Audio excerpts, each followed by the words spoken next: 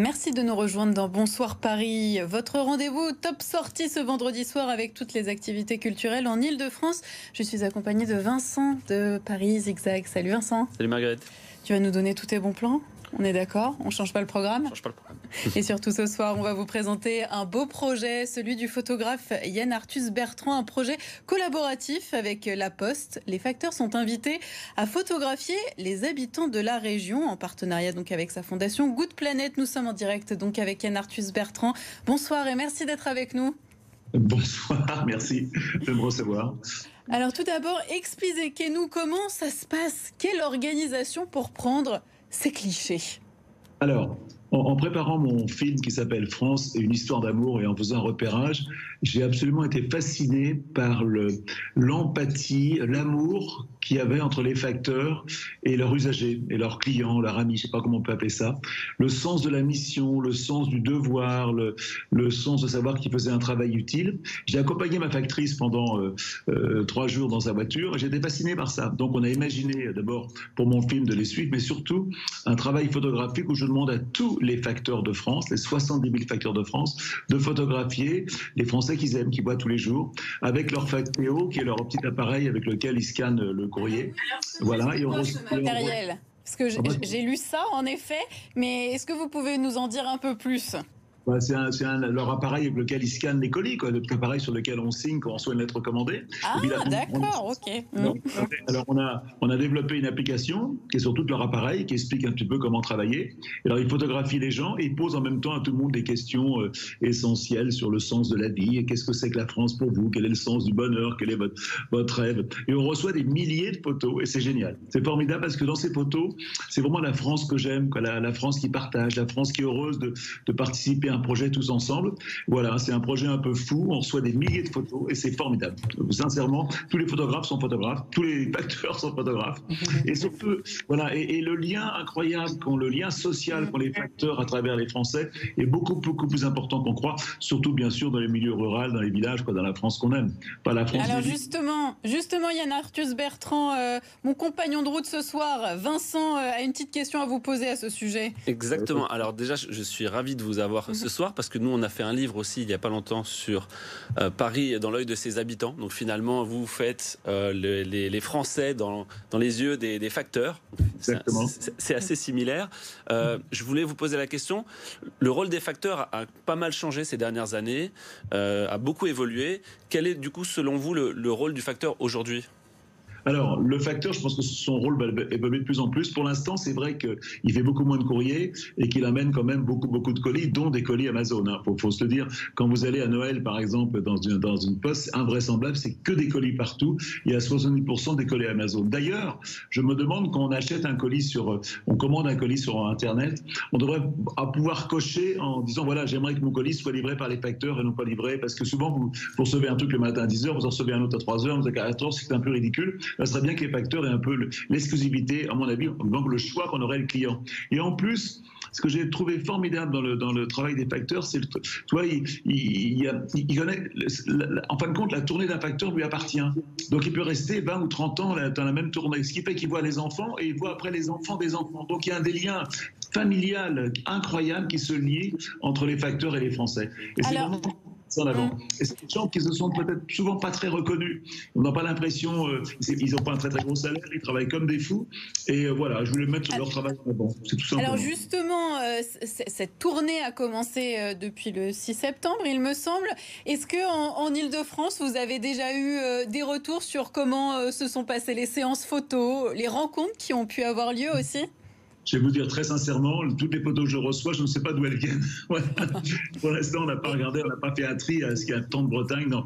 Je pense que bien sûr, les milieux ruraux, ça marche beaucoup mieux qu'en ville. Alors même si en ville, on a quand même beaucoup de gens qui font les magasins. Vous savez, souvent, on habite dans un appartement, on ne connaît pas son facteur. On connaît le gardien, mais on ne connaît pas le facteur. Alors qu'en région, là. Et puis il y a beaucoup de gens qui attendent leur facteur tous les jours. C'est la seule personne qu'ils vont voir de la journée, avec qui ils vont échanger des nouvelles. Et je suis étonné de voir les facteurs, ils pourraient prendre un café chez toutes les maisons de tout le monde, quoi. C'est invraisemblable et manger un croissant tous les matins. Et c'est vraiment des gens qui font un travail important. Voilà. Et ce que j'aime, le côté de savoir qu'on a un travail qui est utile, que tous les jours on rend service, c'est quand même formidable et ils en ont conscience. Voilà. Alors en Ile-de-France, je ne sais pas, c'est plus en Ile-de-France que sur la Corse ou sur la Bretagne, je n'en sais rien. Et justement, vous placez l'humain au cœur de ce projet. Est-ce que vous trouvez qu'on va vers des sociétés où justement il y a un peu moins de rapports humains entre les personnes? Est-ce que le facteur, c'est pas ce dernier rempart? Comment vous voyez les choses? Vous savez, moi je me suis beaucoup intéressé bien sûr à la beauté du monde pendant des années. Depuis quelques années, grâce à Greta, je ne prends plus l'avion, donc je me suis un peu recentré sur la France. Et en fin de compte, la beauté du monde, c'est extraordinaire bien sûr, mais la beauté des gens, la beauté d'un sourire, la beauté des gestes, la beauté des actions, en fin de compte m'impressionne beaucoup plus. Et c'est ça que j'ai voulu mettre en avant, tout simplement. Et je pense qu'aujourd'hui, dans ce monde difficile et compliqué, on a besoin donner du sens à sa vie, quoi. Qu'est-ce que je fais de ma vie? Est-ce que c'est utile? Est-ce que je suis heureux dans ce que je fais? Alors bien sûr, c'est un peu utopique et je pense que tous les facteurs ne sont pas dans cet état-là, mais ceux que j'ai vus, ceux que j'ai rencontrés, avaient vraiment l'impression de travailler pour les autres et c'est pour ça qu'ils le faisaient. C'est pour ça qu'ils se levaient le matin. En tout cas, c'est ce qu'ils m'ont dit et ça m'a beaucoup touché. Et ça vient, toute cette histoire vient d'un jour où j'étais à la Poste de Boulogne et il y avait une dame qui racontait au facteur la mort de sa mère. Et elle pleurait, et à un moment, elle dit au facteur, je vous en veux mon histoire. Et le facteur lui répond, mais pas du tout, madame. Si ça vous fait du bien, ça me fait du bien à moi aussi. Ça m'a beaucoup touché, et du coup, je suis rentré, j'ai vu le directeur, j'ai fait des tournées avec les facteurs. Et pour mon film qu'on est en train de faire, qui s'appelle donc France, une histoire, qui est un peu une histoire de tout ce qu'il y a de formidable en France, tout ce que j'aime en France, les facteurs vont certainement être le fil conducteur. Et Yann Arthus Bertrand, mais vous en avez vu certaines de ces photos ou pas? Parce que vous nous dites que vous en avez reçu beaucoup, mais vous avez pu en regarder quelques-unes. Est-ce que vous pouvez nous dire un peu déjà ce qui transparaît pour un premier regard? Vous voulez que je vous montre mon WhatsApp? J'en reçois tous les jours. Ah bah oui, volontiers. J'en reçois des milliers. Alors je vais vous montrer si vous voulez. Je ne sais pas, ça va passer à l'écran, mais je vais vous les montrer les images. On va voir, je vais vous dire si on ne voit pas. Alors j'en reçois un paquet, je vous dis pas. Tous les jours je reçois dans les WhatsApp, voilà. Alors facteur, toujours bien là. C'est le groupe Facteur, c'est ça? Il y a un groupe facteur, voilà, photo facteur. Voilà, alors tiens, ça c'est un facteur que j'ai rencontré hier. Il s'appelle Ali. Et c'est un photographe de Boulogne. Alors un tout petit peu plus haut. Un peu plus haut, comme ça, voilà. Ouais, bon, on voit pas bien. Désolé, Yann Arthus Bertrand. Ah voilà, là on voit mieux et ça avait l'air d'être un très beau portrait. Voilà, vous voyez là ou pas? Ah parfait, là on voit un peu mieux. En effet, magnifique portrait. Des facteurs à Boulogne, et j'étais en vélo, il m'a rencontré. Alors voilà, il y a des photos. Alors ça, c'est des voyez, c'est une dame, voilà, qui a été photographiée. Mais ce qui est sympa, c'est que toutes ces photos, il y a beaucoup d'amour, on sent, il y a beaucoup d'affection. Alors ces gens avec leurs chiens, alors ça c'est un facteur. Regarde, comme c'est sympa, ça va. Facteur le matin, on voit bien qu'ils sont contents de se retrouver le matin et contents de se mettre. Elle est très sympa, c'est vrai celle-ci. Et vous les avez coachés justement pour le cadre, la netteté, enfin pour prendre une belle photo tout simplement, parce qu'elles sont toutes très belles là, celles qu'on voit. On leur a développé une application avec l'endroit. On demande à tout le monde qui passe une photo, un portrait serré et un portrait devant leur maison, voilà, avec les questions on pose des questions. En même temps, ce qui est intéressant, c'est aussi qu'est-ce que c'est que la France, quel est votre plus grand rêve, qu'est-ce que vous voulez changer autour de vous, voilà. C'est des questions et puis les facteurs rajoutent des questions qu'on leur avait pas demandé. Moi, je trouve ça assez extraordinaire c'est une espèce d'état des lieux, voilà. Vous imaginez qu'il y a 70 000 facteurs, s'il y en a 20% qui jouent le jeu, ça va faire, tu vois, presque 20 000 facteurs ou 10 000 facteurs multipliés par un nombre d'amis, ça va faire un paquet de photos formidable. Ouais. Alors, justement, que vont devenir tous ces clichés? Vous allez les trier, les rassembler? Comment on va faire pour en faire une exposition? Alors, il y a une exposition qui va avoir lieu à la Poste du Louvre, qui est la grande poste, il y a une réinauguration bientôt, et on ne sait pas encore très bien ce qu'on va en faire. On a un projet peut-être de faire des expositions dans toutes les grandes gares de France. Voilà, on a travaillé un peu avec la SNCF, parce que si j'ai 20 000 photos, c'est compliqué de faire une expo avec 20 000 photos, il faut qu'on trouve l'endroit. Et c'est la masse qui est intéressant, à mon avis, ça qui est intéressant. C'est pas d'en mettre une vidéo, c'est vraiment d'en mettre beaucoup.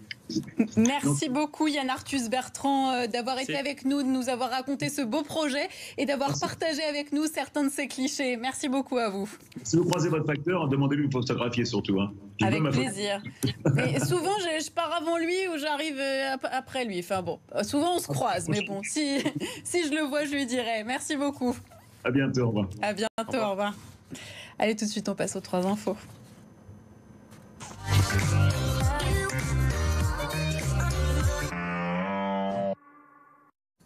Comme tous les vendredis, on va vous donner nos coups de cœur sortis avec Vincent. À toi l'honneur, tu adores chanter, je le sais, et puis on a bien profité. Alors j'adore chanter, mais je chante très mal. Mais il se trouve que dans l'endroit où j'étais samedi soir, c'était pas très important. En fait, j'ai été voir le BAM Karaoke Box. Ce sont des lieux. Il y en a 6 qu'on verra à Paris. Là, c'était le dernier qui vient d'ouvrir au mois de septembre. Et le principe, c'est qu'on peut louer sa propre salle de karaoké pour chanter avec ses amis. C'est un endroit concept assez sympa avec un bar à cocktail assez développé. Donc ça change un petit peu des karaokés qu'on a l'habitude de voir. Là, on va vraiment dans un endroit assez classe, assez sympathique. Et on a l'occasion de pouvoir louer une salle pour 6 personnes, 10 personnes, jusqu'à 25 personnes et chanter pendant 2 heures, 3 heures avec ses amis. On choisit ses cocktails, on nous les amène directement dans la pièce. Et c'est un concept qui vient du Japon, qui a été développé à Paris par Arnaud Studer. Voilà, c'était le dernier lieu qui vient d'ouvrir, un endroit assez sympathique où on passe un bon moment avec ses copains et même si on chante faux, on peut quand même bien s'amuser. Et ça, c'est important. Ça, c'est important. Surtout si on est avec des personnes de confiance. Exactement. Alors l'adresse, c'est 69 avenue de Wagram. Il y en a d'autres dans Paris aussi. Il y en a d'autres. Vous pouvez aller voir sur le site. Exactement.